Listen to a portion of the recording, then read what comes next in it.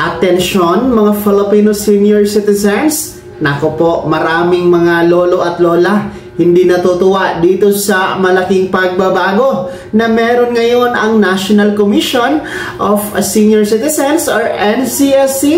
Yan ang ating pag-uusapan dito sa video. Hold up.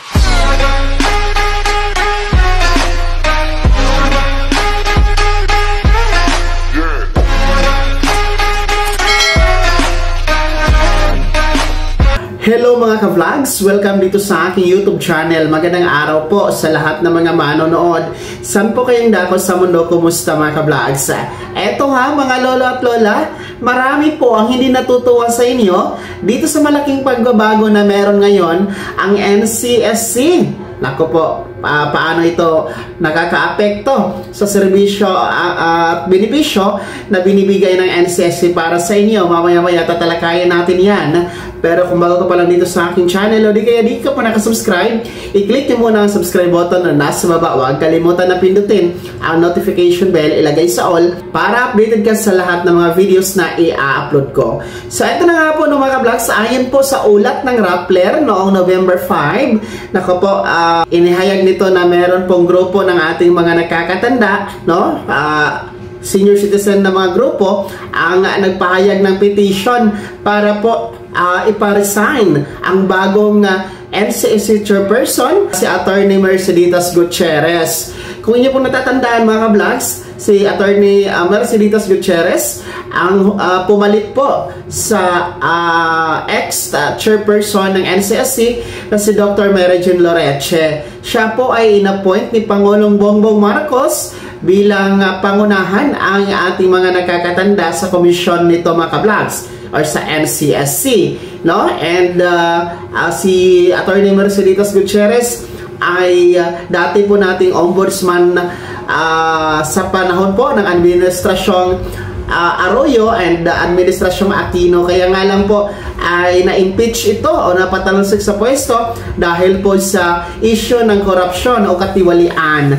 And bago po ito inappoint ni Pangulong Bongbong Marcos bilang NCSC chairperson, nagsilbi po itong kabilang sa Board of Trustee ng GSIS mga ka-vlogs mula 2023 hanggang nga po sa inappoint ito, no, ni Pangulong Bongbong Marcos nitong buwan ng Oktubre lamang. At dahil nga po dito sa malaking pagbabago sa liderato ng NCSC, may mga grupo po ng senior citizens ang hindi po welcome para sa kanila ang pamumuno ni Attorney Gutierrez sa ahensya, no? Kaya nga po hain sila ng petition para ipag-resign itong si Attorney Gutierrez sa kanyang posisyon dahil nga po daw sa issue ng katiwalian na kanyang kinasasangkutan sa mga nagdaan, no, na administrasyong Aquino and Arroyo mga ka-vlogs.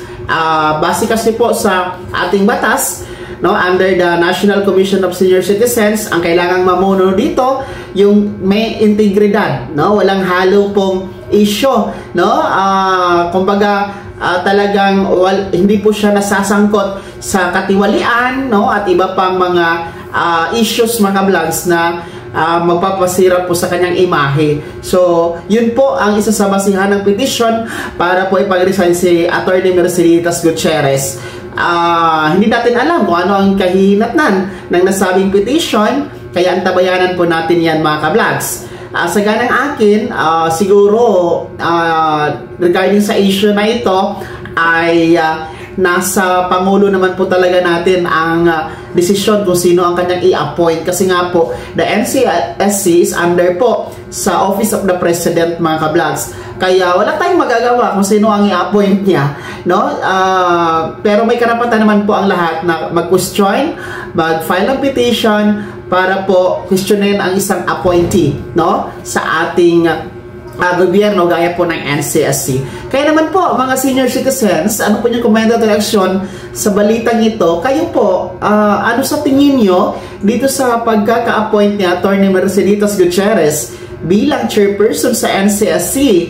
Kayo ba ay pabor sa kanyang appointment bilang chairperson o hindi? Ibahagi niyo po sa comment section na nasa baba. Pakilakip ng buong pangalan at kung taga saan kayo. Bago ako magtapos sa video na to, kung gusto niyo po sumuporta sa aking YouTube channel, maaari niyo pong i-click ang ating super thanks button na nasa baba. Sa mga gusto mong miyembro, pwede i-click niyo lamang ating join button. Maraming perks dyan mga vlogs. Be my member now. Sana naging gabay ang video na to kahit paano na pag-uusapan natin ng mga mahahalagang bagay-bagay na may kinalaman sa ayuda, programa at benepisyo ng mga senior citizens. Kung hindi ka pa nakasubscribe dito sa aking YouTube channel, maaari nyo nang i-click ang ating subscribe button na nasa baba. Huwag kalimutan na pindutin ang notification bell. Ilagay sa all para updated ka sa lahat ng mga videos na i-upload ko. Maaari nyo din i-like ang video na to. At kung meron ka pa mga katanungan, maaari nyo i-komento sa comment section na nasa baba. Paki-follow na din po ang aking official Facebook page na nasa screen nyo. Muli po, ako si Daniel Timpawa na nagsasabing